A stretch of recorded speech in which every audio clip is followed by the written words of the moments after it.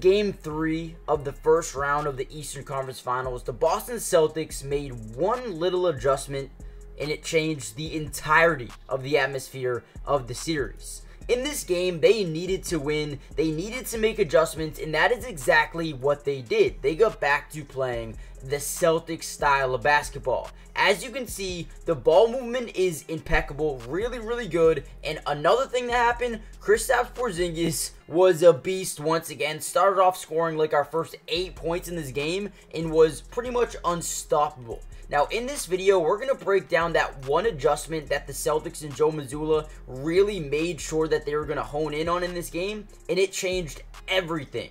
Before we get in the video, comment down below, who do you think wins the series and how many games? And also, if you think the Celtics win, who do you think is their biggest threat in the rest of the NBA playoffs? But with that being said, let's dive right into the one big adjustment.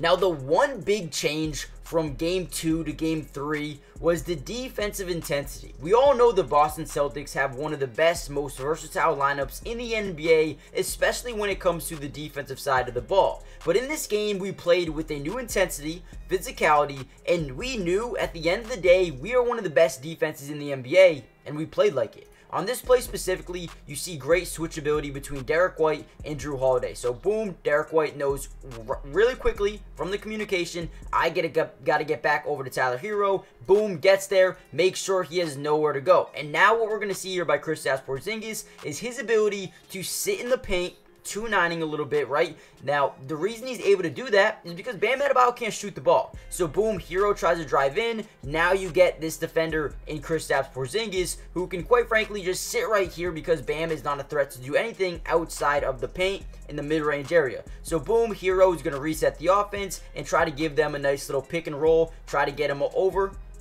Right, and this is where we see the help defense here by Jrue Holiday, right? Instead of Jrue, staying locked in on his guy here in the corner, JB kind of takes Jaime, leaves Nikola Jovic slightly open for the time being, and Jrue is going to step up. Now they're guarding these two guys in one, and then boom, JB has the opportunity to guard these two guys. Now the Heat make a mistake here. Jaime needs to cut to the paint at this time, and they might get an easy bucket, but at the end of the day, bad shot here by Nikola Jovic, throws it up, no good, and then they get the rebound. The defense of this game was the most important factor, and the Boston Celtics needed to make this adjustment. Now, not only was the defense back playing the way it should, but they also made the offense a lot more fluid, a lot more, through the whole team and not just ISO basketball anymore, right? We were start playing that togetherness type of Celtic brand of basketball again. On this play specifically, what we get here at the top of the key, as we're going to restart it real quick. So we're going to get a high screen and roll here with Derek White and Jaylen Brown. Boom, the main objective is this play is to get it back over to Jason Tatum. Now, here we go. We're going to get a backside off-ball screen on the weak side from Jrue Holiday, getting Porzingis to roll off it and pull up for a three, right? Boom, great screen there. Jrue Holiday not only takes out his defender, but takes out Nikola Jovic as well, giving Porzingis plenty of time here to pull up pretty much what seems to be an open three. I mean, for Porzingis, right? Anyway, because he's so tall, so lengthy, gets that shot up easily there. Could have been an and one as well with some body contact, but gets it to go. Porzingis started off this game really hot, and we needed every bit of it.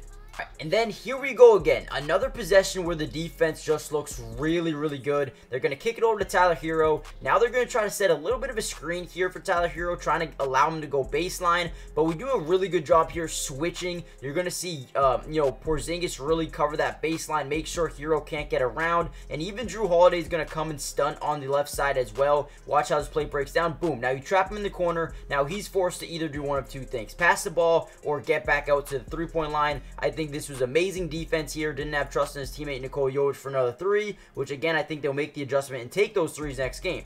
But now I really want you to make sure you realize what Jrue Holiday is doing. He's covering both these guys kind of in one little area here. Gets back out to Jovic and now starts giving them a little bit of a lane here to kick it over to Bam Adebayo, right? Kind of send a double team on him real quick. Make sure he's going to pass that basketball, right? Again, good communication. Porzingis switches back on. That's a quick little thing, a quick little switch there, and nobody really notices this, but this is really good fundamental basketball where you send a double team knowing the main goal of this play is to get Jrue back on Hero and Porzingis back on Jovic. So if they want to run that quick pick and roll, they're going to have to do it again to get the mismatch, right? So boom, now they can't just toss it right back out to Hero for an isolation versus Kristaps Porzingis. So now at this point in time, we have Bam Adebayo posting up on Jason Tatum, and this is his bread and butter. He wants to be here. He thinks this is his mismatch, right? Now, what is good about what the Boston Celtics do is they still don't fully believe in Nikola Jovic's ability to hit all these threes, so they're going to send Kristaps Porzingis in, but they wait until Bam Adebayo fully commits to taking this layup. Boom, now he's ready to go. He's ready to get in there. Kristaps drives in, makes sure he's there, and, slaps the ball out of his hands, or Tatum does, whoever does it. Great job there, turnover, and now he, pushes the fast break on the other end. All right, here's another beautiful play here by the Celtics as well. What we notice right away is they're in his zone. Actually, before we jump into this play, comment down below who you think the biggest threat is. I think you guys may have already done that, but also hit the like button, subscribe if you're new, join the family. If you guys want more Celtics breakdowns, make sure you guys subscribe to the channel, and we live stream every single game on this channel and my Twitch. So if you guys want to follow the Twitch and react to the games with me, the link should be in the description below, or it's just Matty Dubs with 3 S's. Make sure you guys go follow on Twitch. But on this play, we're going to get a Jason Tatum isolation. The first thing we notice is a zone defense, okay? We know in that first game we were able to demoralize them in their zone defense,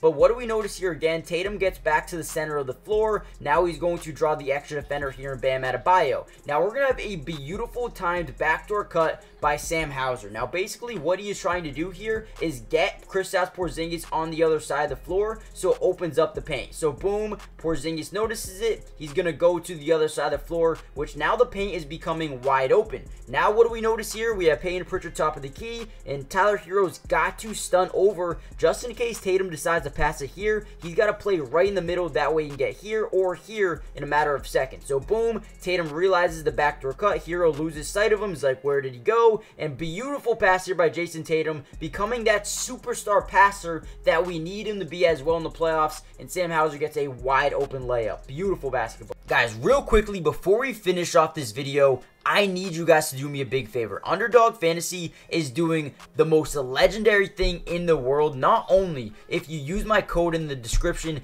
they will give you a free $100 depending on how much you first deposit, but also they're going to give you a free square as well. Now what that means is, for example, let's just say Jimmy Butler, right? They're going to have Jimmy Butler over half a point, right? And every single couple of days, they're going to give you freebies that you can just easily win money on. Go claim your free $100 by depositing $100 or whatever you want. They'll match your first deposit, but also go get a free square. Go win money. They have so much you can bet on, and it's not just basketball. If you like MLB, MLB's here as well. They have tennis, they have NHL, they have soccer, they have women's soccer, FIFA, esports, racing, golf. They have everything you could think of, and they have live drafts as well. So if you want to get in an MLB draft and play that, you can. If you want to get in an NBA draft and play with some people, some of your friends, you can do that as well. If you use my code in the description, not only will they match your first deposit, but they're going to give you free money as well in terms of these little bets, right? These little bets that you can put in.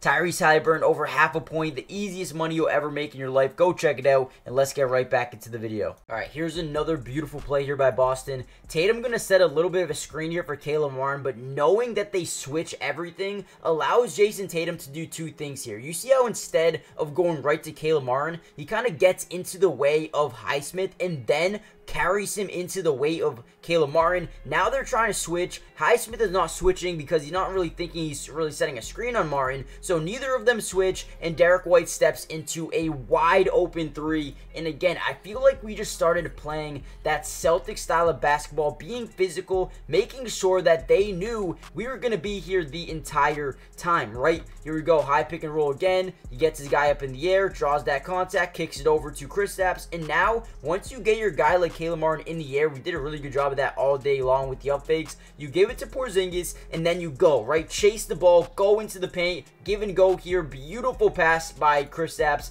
leads to a Derek White pretty much open layup, a good layup there. Beautiful basketball. Again, the ball movement in this game was really, really fun to see. And then boom, bad pass here, good defense again. We're going to get a high pick and roll. Highsmith trying to give it over to Bam, instead tosses it over to Porzingis. And then again, what do we get?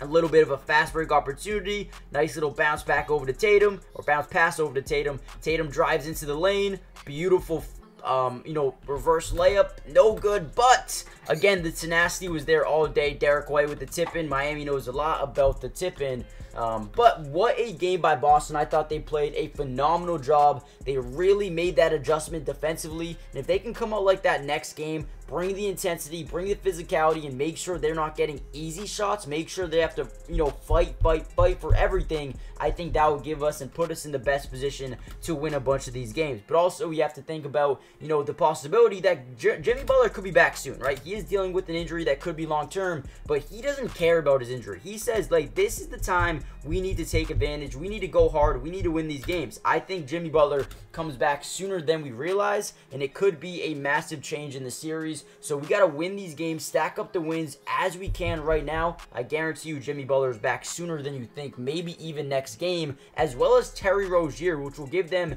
two brand new offensive players, a whole new dynamic defensively. It's going to be tough, but we wanted this matchup, I guess. We wanted to take them on, and here we are. We're doing it right now. So let me know what you guys think. Hit the like button, subscribe if you're new, join the family, and I'll see you tomorrow for the Boston Celtics Miami Heat Game 3. We will be live for that one on Twitch and YouTube. Make sure you guys join the family, and I'll see you guys then. Peace.